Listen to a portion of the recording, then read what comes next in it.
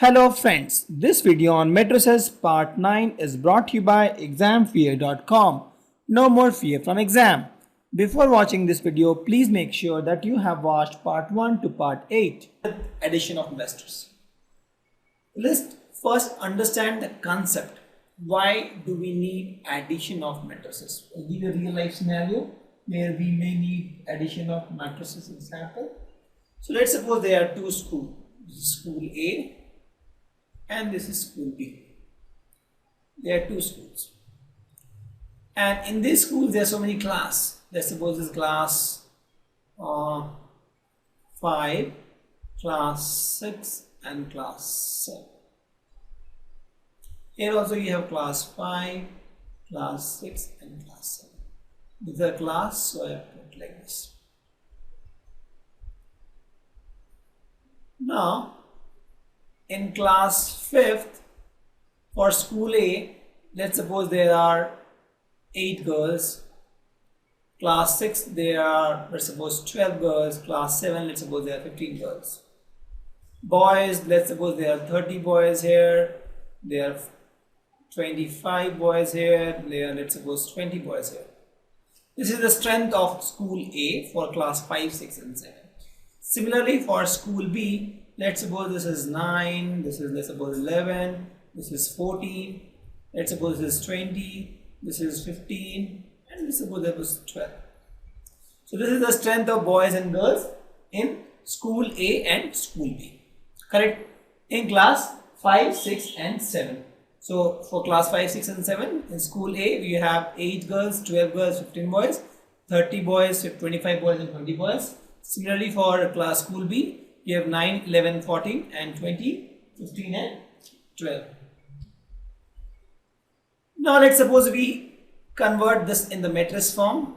So in the matrix form we got something like this: 8, 12, 15, 30, 25 and 20. This is this form and this data is this form. Now you want your computer, you have fed this data into computer now.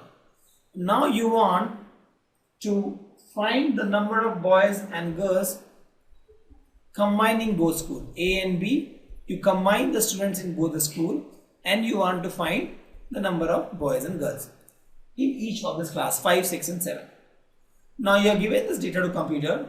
The computer will now add this. For example, if you add these values, if you combine both school A and B, what you'll get for let's suppose this is for girls, this is for boy, and this is class 5, 6 and 7. Correct? The number of girls in class 5 will be 8 plus 9, that is 17. 6 will be 12 plus 11, that is 33. And 7 will be 14 plus 15, that is 29. Similarly for boys, it will be 30 plus 20, 50 for class 5. 25 plus 15, that is 40 for class 6, and 12 plus 30, 12 plus 20, that is 32 for class 7. This is the new data. This data is something which we got from these two matrices. What we have done, we have just added the number of boys and girls in both the schools. This is nothing but matrix addition. So if you add these two matrices, let's suppose this is matrix A and this is matrix B, you get this. If you see, this is nothing but adding all the values. 8 plus 9, 8 plus 9, this becomes 17. Similarly, if you see, 12 plus 11 becomes 33. 15 plus 14 becomes 28. Similarly here also, all the values you have to just add the corresponding values and you get a new matrix. So addition of matrix, what we do? You take two matrices of same dimension. First thing is the order has to be same. Two matrices, because if you are adding or comparing two matrices, the order has to be same. So if you take two matrices in the same order, add all the corresponding element, you get the new matrix, that is nothing but sum of those two matrices. So this was just a concept to tell you why do we need addition of matrices. One scenario where you have a number of students in a school A and school B, you want to add them, and if you have represented those data in the form of matrices, you can just add the two matrices. We'll go by definition. If A is a matrix of 2 by 3 order and B is another matrix of same order, if you see the order is same, then A plus B is nothing but you add the corresponding element. This element and this element you add, it gives this element. This element A12, B12 you add, you get this element. A13, B13 you add, you get this element. Similarly here, A21, B21 you add, you get this element. Correct. A22, B22 you add, you get this element. A23, B23 you add, you get this element. So you get the same order. So nothing, no rocket science here. The only thing is, first you have to check the order has to be same for both the matrices. If the order is same, you can add them, and this is the output. Mathematically, the same thing I have written in the form of statement. If there are two matrices, Aig and Big are the elements of the matrices of order m into n, and the sum is nothing but a matrix C, where all the elements Cij is nothing but Aij plus Bij. There is a precondition here that two matrices has to be of same order. If they are not of same order, then you can't add those two matrices. Please note, for matrices addition, the two matrices has to be of same order. We'll take some example of matrix addition. Here we have to add this. The first thing we'll check the order. So this guy is two horizontal, two vertical, so 2 into 2. This guy is also 2 horizontal, 2 vertical, 2 into 2. So the first condition is same order. Yes. If same order, we can add.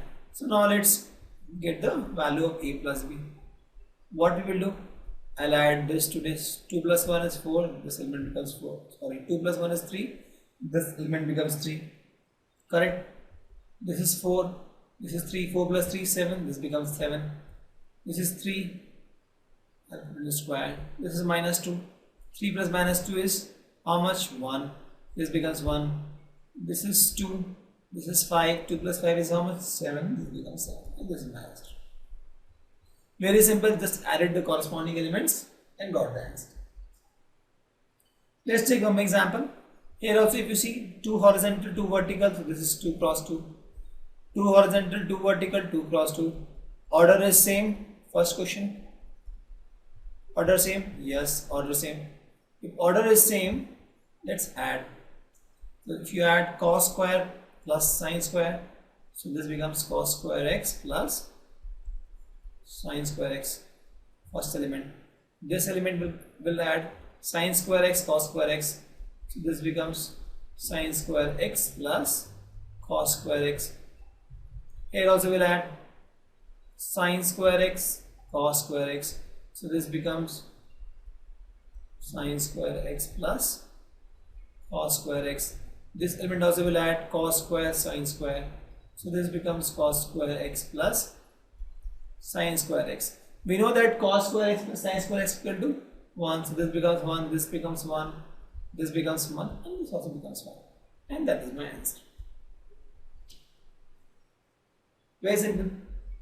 We'll take one more example. Here also we have to add. First thing we'll see the order. 2 horizontal, 2 vertical, 2 cross 2. 2 horizontal, 2 vertical, 2 cross 2.